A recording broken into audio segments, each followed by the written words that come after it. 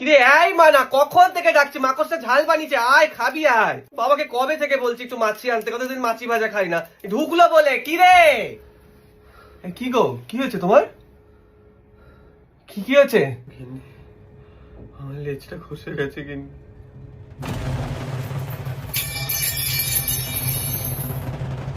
কি করে হলো? কি হয়েছে মা? সর্বনাশ হয়ে গেছে, বাবার লেজার নেই। কই দেখি বাবা।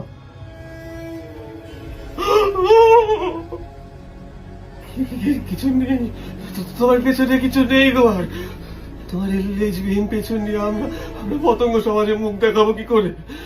সবাই জানতে পারলে।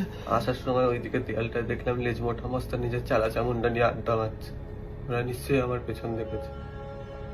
এতক্ষণে হয়তো সবাই ওদের আর কি বসে বসে গুয়ে পোকার নেশা করবে, আর এর বাড়ির খবর ওর বাড়িতে ওর। কিন্তু এটা হলো কি করে বাবা? বাথরুমের দেয়ালটায় মাকড়সার জালে দুটো মাছি আটকে ছিল, ওটাই আনতে গেছিলাম।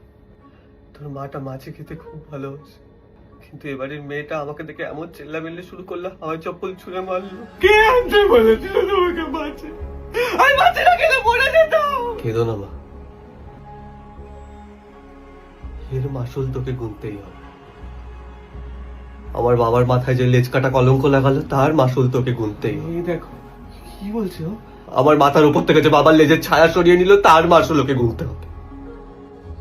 আমার মায়ের চোখ থেকে জল পড়লো, সেটার মাসুল ওকে দিতে হবে। এই বাবা, কি গো,